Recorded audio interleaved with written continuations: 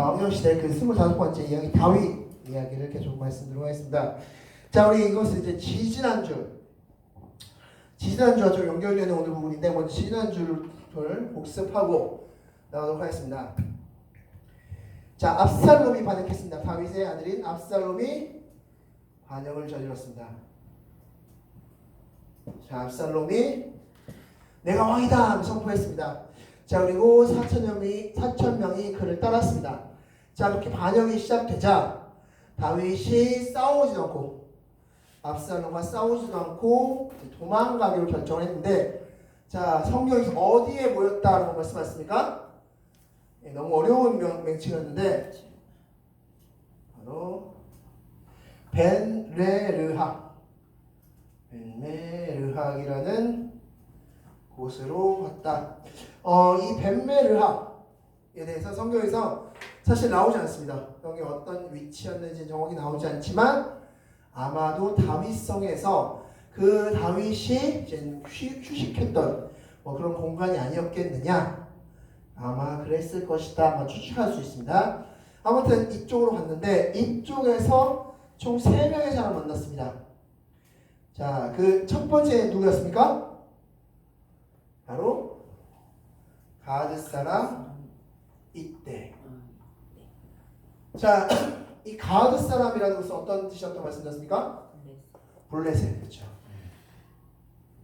블레셋, 즉 다른 나라 사람입니다. 네, 다른 나라 사람인데 다윗을 너무나 좋아해서 다윗의 군대에 패했고, 실제 이 다윗이 이제 도망가야 되는 상황에 있었음에도 불구하고 이때는 다윗을 떠나지 않았고 자신의 군대까지 붙여준 그런 사람이 바로 다윗 사람 이때였다라고 말씀할 수 있습니다. 자, 또 사랑하는 사람 누구였습니까? 바로 사도. 네. 제사장이었죠. 자, 사도 제사장 무엇을 가지고 왔습니까? 법궤, 언약궤를 가져왔죠. 법궤를 가져와서 자, 이제 어디로 갈까요? 라고 했는데 다윗이 어떻게 하고 있습니까? 놔둬라. 너 그냥 여기 있어라. 그리고 사독에게 무슨 메시지를 선포했습니까? 무엇을 부탁했습니까? 여기에서 압살롬의 그 동태를 좀 알려줘라. 압살롬이 어떻게 하는지 좀 나에게 정보를 줘라. 그래서 이제 사독은 여기에 남기로 했습니다. 자, 또 다른 사람이 누구였습니까? 바로 후세. 자, 이 후세 누구였습니까? 바로 다윗의 베프. 네, 다윗의 절친이라고 말씀드렸습니다. 즉, 이 후세라는 사람 역시 다윗을 따라가려고 했으나 다윗이 뭐라고 했습니까? 너 차라리 누구에게 붙어라? 압살롬에게 붙어라. 압살롬에게 붙어서 무엇을 하라고 했습니까? 아히도벨의 계략을 망쳐라. 아히도벨의 그 계략을 망쳐라. 멈춰달라 라는 이야기를 부탁합니다. 그래서 이제 후세는 압살롬 편으로 이제 붙게 되는 그런 이야기였습니다. 자, 그렇게 해서 이 3명을 지난주에 벤메르학이라는 곳에서 만났습니다. 자, 이 벤메르학은 어디였다? 다윗성이었습니다. 예루살렘에 있는 다윗성 안에서 있었던 일이 바로 지난주에 있었던 그런 말씀이라면, 오늘은 이 성 밖으로 나간 다윗에게 있었던 일입니다. 성 밖으로 나갔을 때 총 2명의 인물을 만나는데 한 명은 시바라는 인물이고 한 명은 시므이라는 인물입니다. 시바라는 인물과 시므이라는 인물을 만나는데 어떤 이 사람들이었고 어떤 일이 일어났는지 지금부터 말씀을 통해서 보도록 하겠습니다. 자, 다윗의 사람 그 두 번째. 자, 먼저 첫 번째 시바라는 인물입니다. 시바. 자, 말씀 보겠습니다. 다 같이 읽겠습니다. 1절 말씀 시작. 다윗이 마루탑을 조금 지나니 무비보셋의 종 시바가 안장 지은 2 나귀에 떡 200개와 건포도 100송이와 여름과일 100개와 포도주 1 가죽 부대를 싣고. 아멘. 자, 여기서 먼저 우리가 주목할 부분이 있다면 마루턱이라는 부분입니다. 마루턱. 자, 이 마루턱은 도대체 이 마루턱이 도대체 어딘가? 자, 마루턱을 정확하게 표현한 명칭이 바로 15장 32절 말씀에 있었습니다. 자, 바로 후세. 다윗의 절친이 후세를 만날 때 그 장면인데, 자, 15장 32절 말씀 다 같이 읽겠습니다. 시작. 다윗이 하나님을 경배하는 마루턱에 이를 때에 아랫사람 후세가 옷을 찢고 끈 머리에 덮어쓰고 다윗을 맞으러 온지라. 아멘. 자, 이제 여기서 벤베르에서 이제 나가려고 하는 그 찰나에 누구를 만났다? 후세를 만났다라고 말씀하고 있습니다. 근데 그 만났던 장소를 뭐라고 표현하고 있습니까? 하나님을 경배하는 마루턱이라고 표현하고 있습니다. 자, 이 하나님을 경배하는 마루턱이 어디냐? 성경학자들이 연구를 해보니 바로 이 하나님을 경배하는 마루턱은 누가복음 20장 39절 말씀 듣겠습니다. 시작. 예수께서 나가사 습관을 따라 감람산에 가시매 제자들도 따라갔더니. 아멘. 이 하나님을 경배하는 마루턱은 어디냐? 감람산이다 라는 것을 알 수 있었습니다. 자, 실제로 감람산은 예루살렘에서 조금만 나가면 있는 산입니다. 조금만, 실제로 지금도 예루살렘을 우리가 성지순례 가면 예루살렘에서 북문으로 나가면 그 앞에 마주하고 있는 산이 감람산이다 라고 할 수 있습니다. 이 감람산은 우리 오늘 11시부터 말씀드렸고 지금 말씀에 나와 있듯이 예수님께서 습관을 쫓아서 기도하셨던 장소로 유명한 산이 바로 감람산입니다. 바로 감람나무가 있는 그런 산이라고 해서 감람산인데 바로 이곳이 바로 다윗에게 있어서 바로 하나님을 경배하는 마루턱, 바로 그곳이 바로 감람산이었다라고 할 수 있습니다. 즉 이것을 놓고 봤을 때 다윗의 초창기 때는 이 감람산에 가서 하나님을 늘 경배하면서 기도하지 않았겠느냐. 물론 이제 다윗이 죄를 저지르고 나서부터는 가지 않았을 장소로 생각되어지지만 어찌되었건 그 전에 다윗이 처음에 다윗성을 짓고 그러나서 하나님을 경배할 때 바로 이 감람산 이곳에서 하나님을 경배했을 것이다. 그렇게 추측해 볼 수 있습니다. 자, 바로 그 감람산으로 이제 다윗성에서 나온 겁니다. 성 자체를 나가서 이 감람산 쪽으로 가고 있는 상황입니다. 자, 이 감람산에 누굴 만났다고 말씀하고 있습니까? 시바라는 사람을 만났다라고 말씀하셨죠. 자, 근데 이 시바는 어떤 사람이었냐면 무비보셋의 종이었다라고 말씀하고 있습니다. 무비보셋의 종. 그렇다면 이 무비보셋은 누굽니까? 무비보셋. 사울 손자. 그렇죠. 자, 다 같이 읽겠습니다. 시작. 사무엘하 9장 13절 말씀 듣겠습니다. 시작. 무비보셋이 항상 왕의 상에서 먹음으로 예루살렘에 서니라. 그는 두 발을 다 절더라. 아멘. 자, 무슨 말씀입니까? 자, 바로 다윗의 절친, 바로 그 요나단의 아들이 무비보셋이었죠. 자, 근데 왜 어쩌다가 두 다리를 절게 되었습니까? 바로 다윗이 왕이 되었다는 소식을 듣고 막 도망가려다가 그 유모가 도망가려다가 놀라서 무비보셋을 떨어뜨렸습니다. 그래서 그것 때문에 두 다리를 절었다라고 성경은 기록하고 있습니다. 나중에 다윗이 이 사울 집안에 누군가 보살펴야 될 내가 이 요나단에게 많은 빚을 졌는데 좀 빚을 갚을 수 있는 뭐 방법이 없을까 하면서 찾다가 누굴 찾았습니까? 무비보셋을 찾았죠. 그래서 무비보셋을 자신의 성으로 불러들여서 그때부터 다윗성에서 먹고 자고 할 수 있게끔 해준 게 바로 무비보셋인데 그때 그 무비보셋의 반역할을 할 수 있는 무비보셋을 돌보아주라고 맡긴 사람의 이름이 바로 시바라는 사람이었습니다. 자, 그런데 이 시바가 이제 다윗이 아들 압살롬의 공격을 피해서 도망가고 있는 감람산 쪽으로 도망가고 있는 그 상황 가운데서 시바가 갑자기 등장하게 됩니다. 자, 질문 이것입니다. 자, 왜 무비보셋의 종이 시바는 왜 왔을까요? 도대체 왜 다윗에게 찾아갔을까? 자, 말씀 통해서 보겠습니다. 2절 말씀 보겠습니다. 시작. 왕이 시바에게 이르되 내가 무슨 뜻으로 이것을 가져왔느냐 하니 시바가 이르되 나귀는 왕의 가족들이 떡과 과일은 청년들이 포도주는 들에서 피곤한 자들이. 아멘. 자, 무슨 소리냐? 왕님, 제가 왕과 그의 식솔들을 위해서 맛있는 음식을 가지고 왔습니다. 드십시오 라고 합니다.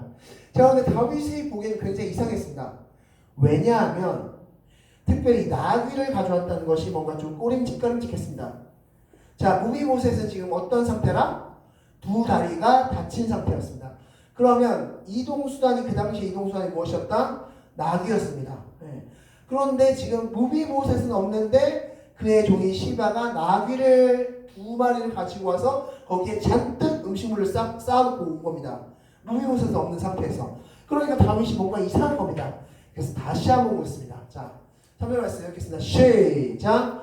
왕이 이르되 내 주인의 아들이 어디 있냐 하니 그가 말하기를 이스라엘 족속이 오늘 내 아버지의 나라가 내게 돌리리라 하나이다 하는지라. 아멘. 자, 무슨 소리입니까? 지금 시바가 이렇게 이야기하고 있는 겁니다. 아, 왕님, 내 주인인 무비보셋이 이제 사울의 나라가 됐습니다 라고 선포하고 있습니다. 다윗 당신이 지금 도망자 신세가 돼버리니까 이 타이밍에 내 주인인 무비보셋이 이제 우리 사울의 시대, 사울왕의 시대, 우리 아버지 요나단의 시대가 왔다 라고 막 선포하고 다닌다 라는 이야기를 막 하고 있는 겁니다. 지금 그런 이야기를 막 하고 있습니다. 자, 그렇다면 이 말은 사실일까요? 자, 말씀 드리겠습니다. 19장 26절 말씀 드리겠습니다. 시작. 대답하되 내 주 왕이여 왕의 증인 나는 자리를 절구로 내 나귀의 안장을 지워 그 위에 타고 왕과 함께 가려 하였더니 내 종이 나를 속이고 종인 나를 내 주 왕께 모함하였나이다. 내 주 왕께서는 하나님의 사자와 같으시니 왕의 처분대로 하옵소서. 아멘. 자, 이 말은 거짓말이었습니다. 이 지금 방금 읽으신 말씀은 모든 상황이 다 정리되고 다시 다윗이 성에 복귀했을 때 그때 만났던 무비보셋에게 질문해서 너 어찌 왜 나를 따라오지 않았느냐 라는 질문에 대한 답이 바로 이 답이었습니다. 저도 따라가려고 좀 했는데 저를 속이고 제 종인 시바가 나귀에다가 잔뜩 음식물을 싣고 당신에게 가서 나를 속이면서 그렇게 갔습니다. 그래서 나는 당신에게 갈 수 없었습니다. 당신을 쫓아가지 않은 이 죄를 처분하여 주세요 라고 지금 이야기하는 겁니다. 즉 시바는 자신의 주인이 반역을 저지른다는 거짓말을 했습니다. 그런데 중요한 건 여기서 가장 큰 핵심은 그런 거짓말에 다윗이 깜빡 속아 넘어갔다는 겁니다. 다윗이 어떤 사람이었습니까?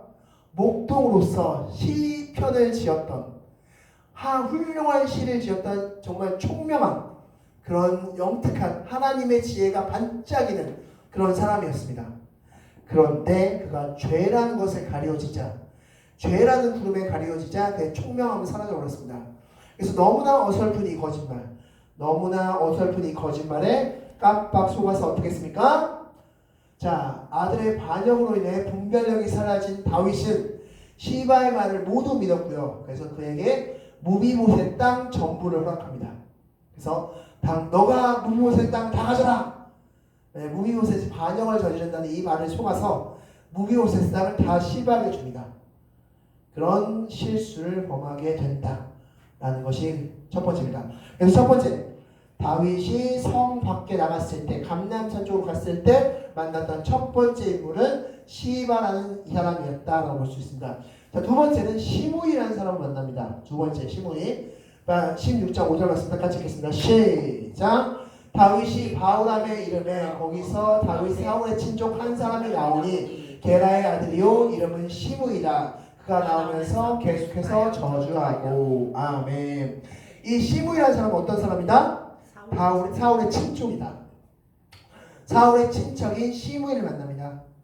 이 사울의 친족인 시므이를 만나는데 이 시므이는 사울의 그 가는 길에 계속 저주를 퍼붓습니다. 야, 이 XX야 우리 사울 족속을 그렇게 말아먹고 너가 왕이었느냐? 우리 족속이 지파가 왕이 돼야지 하면서 막 야, 이 XX야 하면서 막 이렇게 욕을 하고 있는 겁니다. 지금. 자, 그러면서 욕만 계속한 게 아니라 6절 말씀 읽겠습니다. 시작. 또 다윗과 다윗 왕의 모든 신하들을 향하여 돌을 던지니 그때 모든 백성과 용사들은 다 다윗 왕의 좌우에 있더라. 아멘. 자, 단순히 말만 한 것이 아니라 그 다윗 무리를 향해서 돌을 던지는 그런 행태를 벌였다라고 할 수 있습니다. 자, 그렇다면 여기서 다윗은 어떻게 했을까? 자, 그 다윗 곁에 있던 아비새가 이렇게 말합니다. 왕님, 이 시므이라는 작자를 제가 죽여버릴까요? 제가 한 번에 해칠 수 있습니다. 라고 이야기합니다. 물론 당연하죠. 네, 시므이가 충분히 해칠 수 있을 것 같습니다. 그런데 다윗은 이렇게 얘기합니다. 아니, 그러지 마라. 이 일은 누가 허락하셨다? 하나님이 허락하신 일이다. 이 일은 하나님이 이 시므이라는 입을 통하여서 허락하신 일일 뿐이다. 그리고 이 시므의 욕설을 듣고 이렇게 공격을 받는 나를 불쌍히 여기사 혹 하나님이 용서해 줄 줄 누가 아느냐. 그러므로 이 시므이를 그냥 가만히 두어라 라고 이야기합니다. 그래서 시므의 비난과 공격에 아무런 대응도 하지 않았던 인물이 바로 다윗이다. 자, 그러면서 그는 도망자 신세로 점점 도망가고 있습니다. 자, 그때 이제 아히도벨의 계략이 드디어 등장하는데, 자, 압살롬 곁에 붙어서 계략을 펼치는데, 이 아히도벨은 하나님의 말씀 같았다라고 평가받는, 그의 모든 말에는 하나님의 말씀 같았다고 평가받는 그런 아히도벨인데, 자, 총 두 가지의 계략을 펼칩니다. 첫 번째는, 자, 16장 21절 말씀 나같이 읽겠습니다. 시작. 아히도벨이 압살롬에게 이르되 후궁들과 더불어 동침하소서. 그리하면 왕께서 왕의 아버지가 미워하는 바 됨을 힘이 더욱 강하여지리라 하니라. 아멘. 자, 무슨 말씀입니까?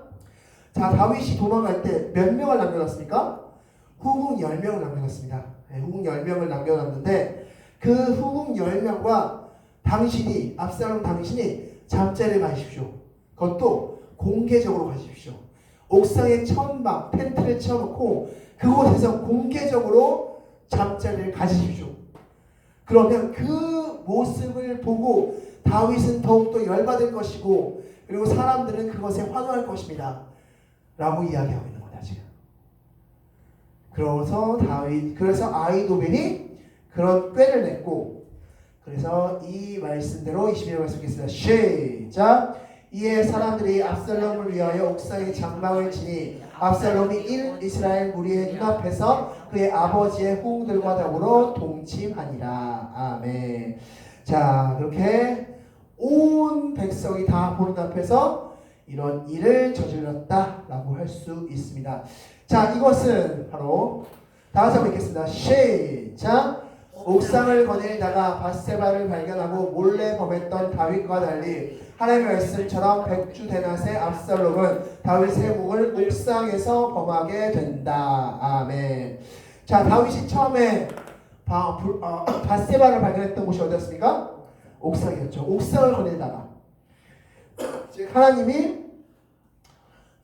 왕이 전쟁에 나가야 될 때다라고 말씀하셨는데 그것을 무시하고 그냥 부하들만 블레셋과의 전쟁에 내보냈고, 그리고 다윗은 어디에 있었습니까? 옥상을 거닐었죠. 옥상을 거닐다가 한 여인을 발견했는데 그 여인이 바로 밧세바라는 여인이었죠.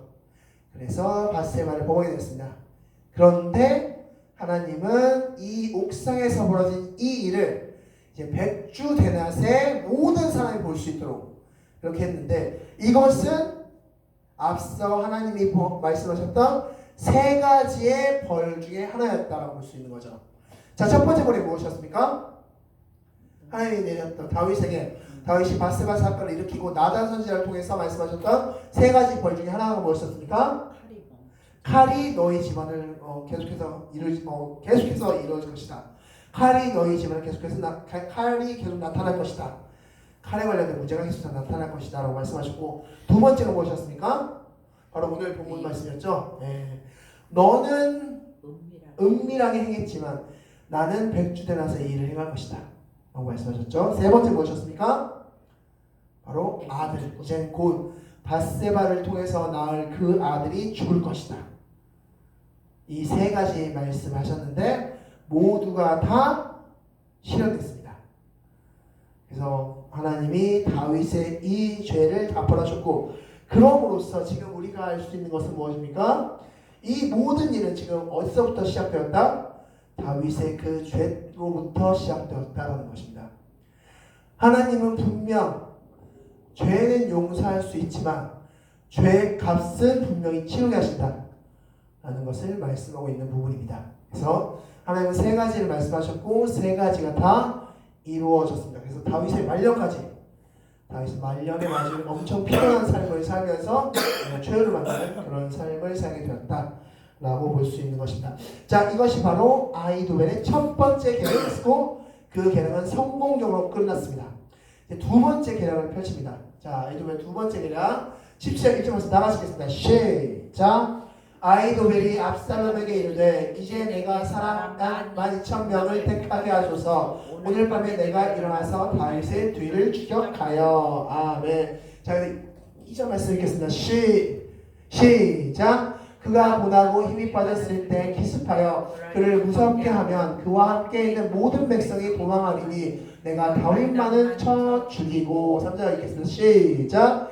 모든 백성은 당신께 돌아오게 하리니 모든 사람이 돌아오기를 왕이 찾는 이 사람에게 달렸습니다. 그리하면 모든 백성이 평안하리이다 하니. 자, 먼저 평가 시작을 읽겠습니다. 시작. 압살롬과 이스라엘 장로들이 다 그 말을 옳게 여겼더라. 아멘. 자, 무슨 작전이었습니까? 바로 기습하자. 네, 기습 작전을 펼쳐. 아히도벨이 지금 다윗 왕이 지금 이 감람산 쪽에 위치하고 있으니 이쪽으로 우리가 기습을 벌립시다. 다윗이 쉬고 있을 때 기습을 벌려서 다윗을 무찌릅시다. 나에게 12,000명을 주십시오. 그럼 내가 기습해서 그 군대를 기습해서 내가 다윗을 완전 다윗만 쳐 죽이고 그럼으로써 당신의 나라를 세워드리겠습니다. 라는 기습 작전을 말합니다. 그리고 이것은 모든 사람이 다 옳다 여김받는 작전이었습니다. 왜냐하면 아히도벨의 말은 누구의 말과 같았기 때문에? 하나님의 말과 같았기 때문에 너무나 좋은 작전이었습니다. 그렇다면 과연 이 너무나 좋은 아히도벨의 계략은 받아들여졌을까요? 다음 주에 계속해서 말씀을 통해서 보도록 하겠습니다. 그래서 다음 주 이 아히도벨의 자살 그 마지막 후속 스토리를 같이 보고 이 아히도벨의 자살 스토리를 우리가 봐야 될 것은 이 아히도벨의 자살 이후 압살롬이 몰락하기 시작합니다. 압살롬이 점점 몰락하면서 마지막에 최후의 죽음까지 맞이하는 거기까지 가는데 있어서의 첫 출발점이 바로 아히도벨의 자살이라는 점이기 때문에 우리가 눈여겨야 할 필요가 있다라고 볼 수 있는 것입니다. 자, 그래서 오늘은 총 두 가지를 봤는데 첫 번째는 다윗이 감람산 쪽으로 이제 성 밖을 벗어나서 감람산 쪽으로 갈 때 만났던 두 사람 누굽니까? 시바와 시므이. 시바는 바로 무비보셋의 그 종이었는데 그 무비보셋의 종으로서 거짓말했죠. 다윗에게 거짓말하면서 다윗의 그 판단력이 흐려진 것을 이용했고 그래서 무비보셋의 땅 전체를 물려받게 되는 그런 일을 벌였고 또한 시므이는 어떻게 했습니까? 바로 사울의 자손 친족으로서 다윗을 비난하고 다윗에게 돌을 던지면서 다윗을 비난했는데 그때 다윗이 어떻게 했습니까? 대응하지 않고 이렇게 함으로써 나를 혹시 용서해 주실까? 라고 생각했던 것으로 다윗의 모습이었다 라고 볼 수 있습니다.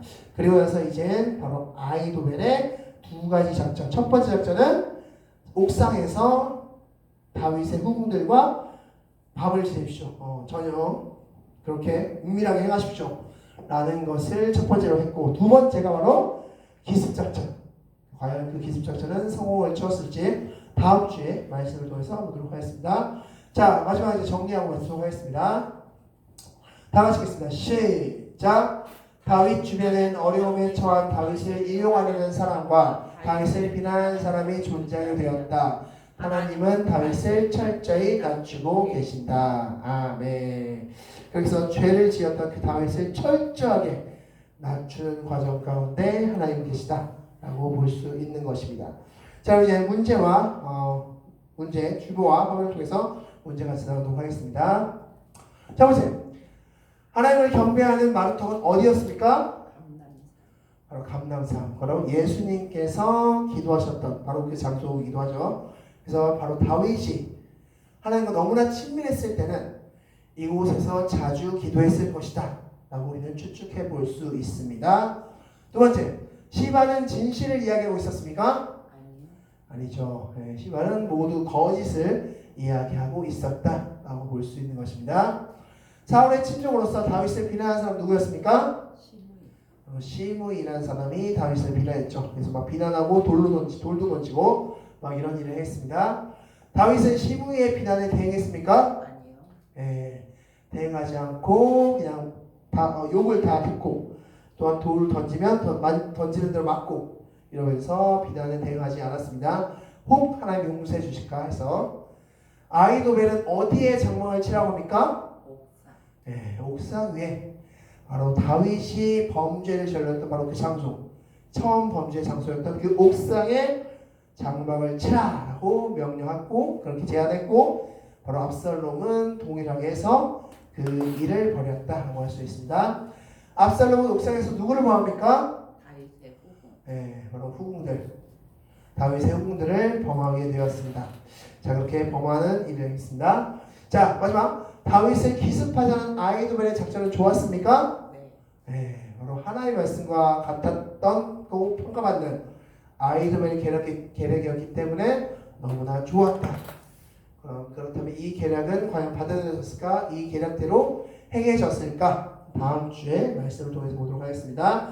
다음 주에는 바로 아이도벨의 자살, 두 번째 이야기입니다. 그래서 아이도벨이 왜 자살하게 되었는지, 그리고 그 이후 압살롬은 어떻게 몰락하는지, 그리고 그 이후 다윗은 또 어떻게 되는지 그것을 말씀을 통해서 보도록 하겠습니다. 자, 마지막으로 정리하고 말씀하겠습니다. 다 같이 읽겠습니다. 시작.